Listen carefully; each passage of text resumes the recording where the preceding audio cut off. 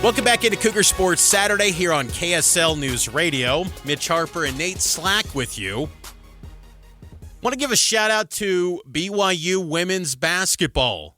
Excellent run in the Big 12 tournament. The Cougars lost yesterday in the quarterfinals in Kansas City to Big 12 regular season champion TCU, but Lee Kumard's squad has proven that they are on an upward trajectory. The last 3 years, BYU women's basketball was just kind of wandering mediocrity, 500 records, sub 500 at best.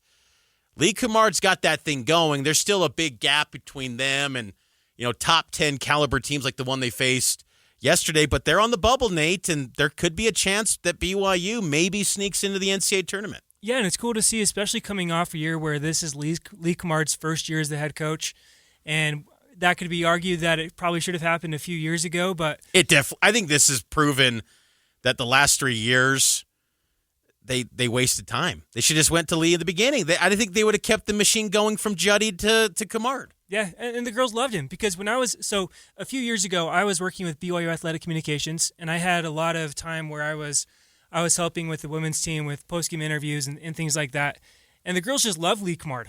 Yep. He was great, so it was kind of surprising when they didn't go with him the first go-around, but I think it just shows now, yes, they're playing at a great level, given that they had a shorter offseason in a sense because they had to wait for the coach to get hired, True. And then he had to recruit players back out of the portal and make sure that like a Delaney Gibb came back to the team. But I think it gives the team some confidence heading into next season when they can have a full year of offseason to work together, to recruit, to get players out of the portal and see what they can build. I don't know if they're an NCAA tournament team because they got a few things stacked up against them. They don't have any quad one victories.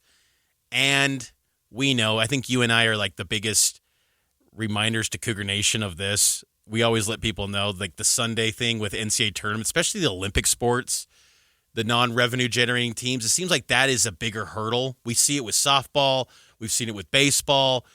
And because the non-revenue generating, the national titles are played on Sunday. So if you can eliminate a team that could completely alter the schedule, potentially, again, unlikely, but BYU is tricky to put in the bracket, and then you got the national title played on the Sunday. You don't want to deal with that headache, potentially, if they got hot. So, you know what? Let's leave them out of the tournament. Maybe that's conspiracy mode on my part, but I have a feeling Nate's probably going to end up WBIT, not WNIT. That's maybe the CBI of women's basketball now. It's actually WBIT. And I think they could make a run in that. I think they could go the distance potentially, and that maybe is a number one seed potentially. So that begs the question, Mitch, and maybe this is a conversation for later in the show, but is it better to make the NCAA tournament and get bounced in the first round or to have a run for BYU women's basketball in the WBIT? I think for this year's women's team that hasn't experienced the postseason for a couple years now, making a run in the WBIT, I think. I mean, honestly, you want to be in the big dance, sure, but I can see some real value for this team that's still got some flaws. They turn the ball over way too much. They've got some issues there. The front court isn't as big, but they've been better. But I think that could be something that really gives them some momentum going into next year. I think they've already got momentum, but I think they can build on the successes they gained in Kansas City. And look, we talked about this before. Lee Kumard, he went 3-0 against Utah. I'll tell you what, if you beat Utah at that clip, you're going to always have job security. I don't care what sport you're coaching at BYU. You beat Utah at that clip, you're going to have job security. So Lee Kumard having a lot of success. BYU basketball looks to have hopefully some more success tonight against Texas Tech. They haven't had much success in Big 12 play over the last 13 games. Losers of 4 or 9 of their last 13 games is BYU. They're facing a Tech athletic department that just seems to have BYU's number, whether it's football, it's basketball. The Cougs can't get the Red Raiders. It started as kind of a joke, I think, Mitch, and the more I looked into it, I was like, geez, this just BYU cannot shake Texas Tech. So it started in 2023, obviously, with BYU joining the Big 12 Conference.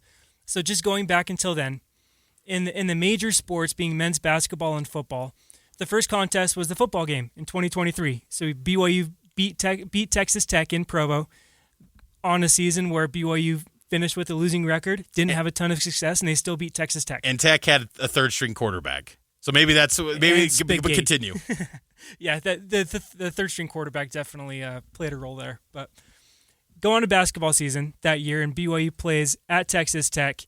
And BYU, the first half, was shooting the lights out. Yeah. So much so that I remember when Townsend Triple was called in, and he hits a three-pointer from the baseline, and it's like, oh my gosh, BYU just cannot miss a shot. And then Texas Tech comes out swinging. So BYU's up 48-32 at halftime in Lubbock, and then they're outscored the rest of the way 30-53. So they end up losing 85-78. And that was what started the losing streak.